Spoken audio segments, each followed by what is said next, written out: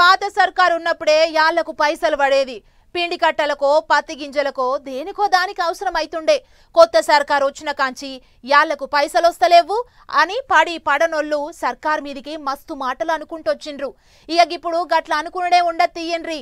అట్లన్నోళ్ళ నోళ్లు మూపిచ్చే ముచ్చట చెప్పింది తెలంగాణ సర్కారు. తెలంగాణ రైతన్నలు ఈ వార్త మీకోసమే. ఇక మీకేం రంది లేదు. ఇంకో 2 రోజులలో రైతు భరోసా పైకం విడుదల చేస్తుందట సర్కారు. ఆటంక ఎవరికి ఎంత ఇస్తారు, ఎప్పుడు రైతుల అకౌంట్లలో వేస్తారు అనేది అయ్యాలనే చెప్తారు కావచ్చు. ఇక పైకం అంతా తయారు చేసుకోవాలని ఇప్పటికే అధికారులకు ఆర్డర్ లేచిండట కూడా సీఎం సారు.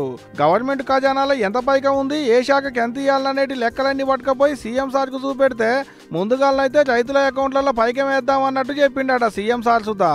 ఎవరెవరికి రైతు భరోసా పైకం ఇవ్వాలి, అలా అకౌంట్ లో నెంబర్ లేని అనేటిదంతా తయారు చేసేటి పనిలో పడ్డారు ఇప్పటికే వ్యవసాయ శాఖ అధికారులు.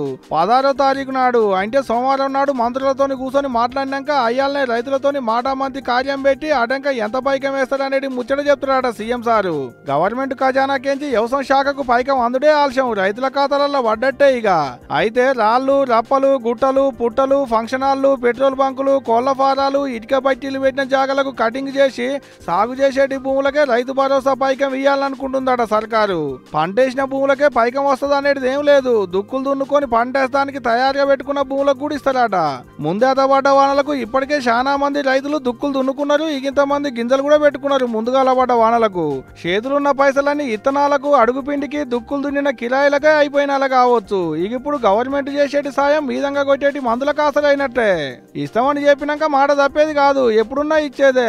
ఇచ్చేదేదో ఆలస్యం చేయకుండా ముందుగా 2 సార్లు రైతులకు కూడా పెట్టుబడులకు ఆసరైతాయి.